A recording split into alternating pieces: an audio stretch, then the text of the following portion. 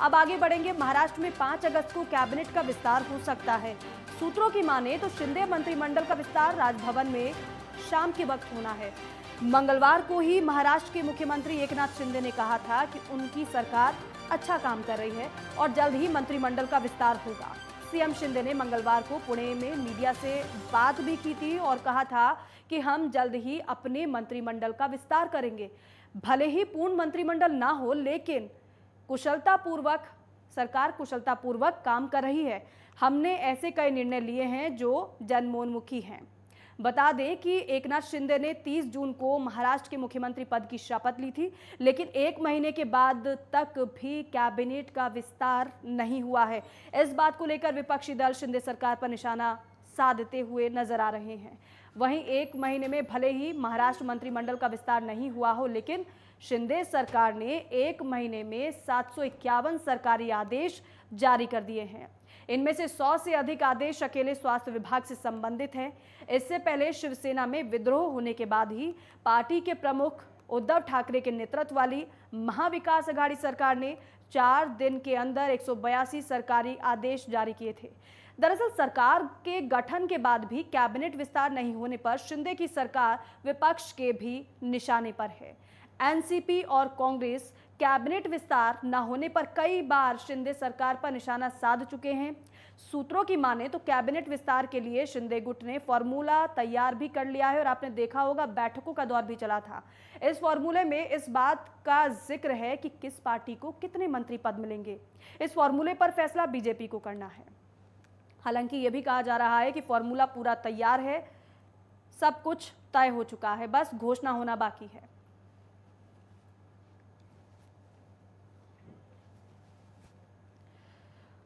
तो शिंदे कैबिनेट का विस्तार जल्द हो सकता है, इस पर ज्यादा जानकारी देंगे ब्यूरो चीफ विनोद ओझा मेरे साथ जुड़ चुके हैं। विनोद, आप सबसे पहले तो जानकारी और अपडेट यही दीजिएगा, जो कैबिनेट विस्तार की बात चल रही है कि अब जल्द ही होने वाला है और या फिर यूं कहें कि 1-2 दिन में होने वाला है, इसको लेकर क्या जानकारी?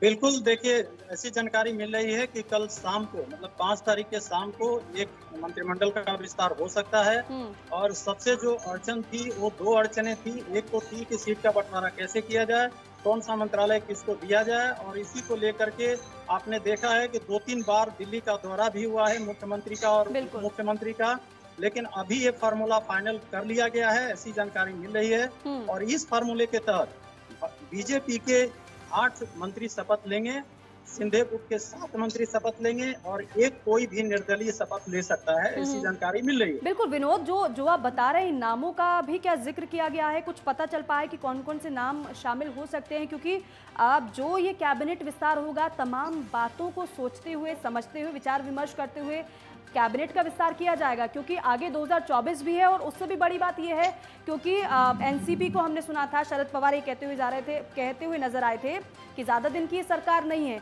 अब ऐसे में बीजेपी की तरफ से ये कहा गया था कि ऐसा कुछ नहीं है, सरकार पूरे समय तक चलेगी। उसको भी देखना होगा कि कहीं किसी की नाराजगी ना देखने को मिल जाए। बिल्कुल, इसमें कुछ नाम भी तय किए गए हैं और जो जानकारी मिल रही है उसके हिसाब से जो बीजेपी के मंत्री बन सकते हैं उनमें चंद्रकांत पाटिल, सुधीर मुंगटीवार, गिरीश महाजन, प्रवीण दरेकर, राधाकृष्ण विखे पाटिल, रवि चौहान, बबन राव लोनीकर, नितेश राणे शामिल है।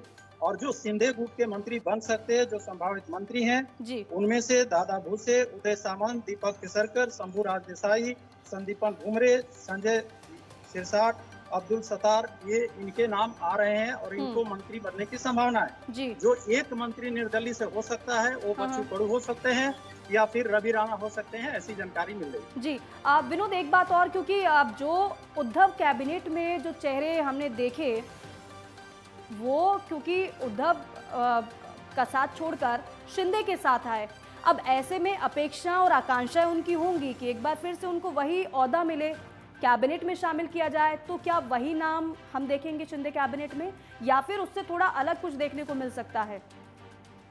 बिल्कुल, ये अपेक्षा भी है और ये जो नाम सामने आए हैं, इसमें अधिकतर मंत्री रह चुके हैं, जिनके हम्म। नाम इसमें शामिल किए गए हम्म। हैं। और ये पहले से ही कहा जा रहा था कि जो मंत्री छोड़ के आए हैं उद्धव ठाकरे जी को, हम्म। उनको मंत्रिमंडल दिया जाएगा। हम्म। चूंकि ये मंत्रिमंडल का पहला विस्तार होगा, तो इसमें जो मंत्री शामिल नहीं हो पाएंगे, उनको अगले विस्तार में मौका जरूर मिल सकता है, हम्म। ऐसी जानकारी मिल रही है। अच्छा, कार्यक्रम को लेकर क्या जानकारी कि विस्तार की तो बातें चल रही, कहाँ पर होगा, घोषणा कहाँ पर होगी, शपथ कैसे होगी, किस समय होगी, कुछ पता चल पाया इसके बारे में भी? मिल रही है उसके हिसाब से राजभवन में शाम के टाइम में ये कार्यक्रम हो सकता है, ऐसी जानकारी मिली है। हम्म। अगर कल विस्तार हुआ तो राजभवन में शाम को अपने को मंत्रिमंडल विस्तार देखने को मिलेगा और संभावित जो हम लोगों ने जैसा नाम बताया वो मंत्री बन सकते हैं, ऐसी उम्मीद की जा रही है। बिल्कुल विनोद, और जैसे कि हमने देखा और ये मुख्यमंत्री खुद कहते हुए नजर आए कि बेशक अभी मंत्रिमंडल पूरी तरीके से विस्तार ना हो, लेकिन विस्तार मंत्रिमंडल का जल्दी होगा।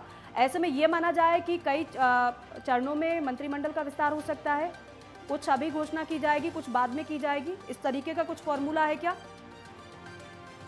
बिल्कुल, क्योंकि जो अभी जानकारी मिल रही है उसमें दोनों ग्रुप मिला करके 16 मंत्री बन सकते हैं और जाहिर सी बात है कि अगर 16 मंत्री शपथ लेते हैं तो कैबिनेट विस्तार दोबारा होगा। 16 मंत्री तो मंत्रालय में रहेंगे नहीं, मंत्रियों की संख्या ज्यादा होती है। तो एक बार जब एक मंत्रिमंडल विस्तार हो जाएगा उसके बाद से फिर जो भी लोगों के नाम हैं, चाहे जिस पे चर्चा चल रही है, उनको मौका मिल सकता है, ऐसी जानकारी मिल रही है। लेकिन विनोद, पहले तो ये कहा जा रहा था कि सुप्रीम कोर्ट में सुनवाई है, इसलिए डिले हो रहा है बार बार मंत्रिमंडल का विस्तार। ऐसे में अब क्या वजह निकलकर सामने आ रही है डिले होने की? और ये भी है कि अब क्योंकि कामकाज भी बेहतर करना होगा, क्योंकि समय अब ज्यादा तो नहीं है, लेकिन ऐसे में कैबिनेट का विस्तार अगर डिले होता जाएगा तो कहीं ना कहीं नुकसान भी है। बिल्कुल, आपको मैं बता दूं कि ये जो मंत्रिमंडल का विस्तार अभी तक रुका हुआ था और डिले किया गया था, उसका जो मुख्य कारण था वो सुप्रीम कोर्ट में चल रहे केस की वजह से था। और ऐसा लग रहा था कि 3 या 4 अगस्त को ये अगर सुनवाई हो जाती है, सुप्रीम कोर्ट का आदेश आ जाता है, तो मंत्रिमंडल का रास्ता साफ हो जाएगा, लेकिन वैसा हुआ नहीं। अभी 8 अगस्त के लिए ये सुप्रीम कोर्ट की कार्रवाई को बढ़ा दिया गया। 8 अगस्त को क्या होता है वो तो उस दिन जब आदेश आएगा तब समझा जाएगा। बिल्कुल। लेकिन अगर मंत्रिमंडल विस्तार होता है बीच में, तो मंत्रियों की संख्या कम होगी। ये जो आरोप प्रत्यारोप लग रहा है उसको रोकने के लिए कवायद होगी कि कम से कम मंत्रिमंडल विस्तार कर दिया जाए। बिल्कुल विनोद, और देखना ये भी दिलचस्प होगा कि मंत्रिमंडल का विस्तार होता है तो कौन कौन से चेहरे मंत्रिमंडल में शामिल होते हैं।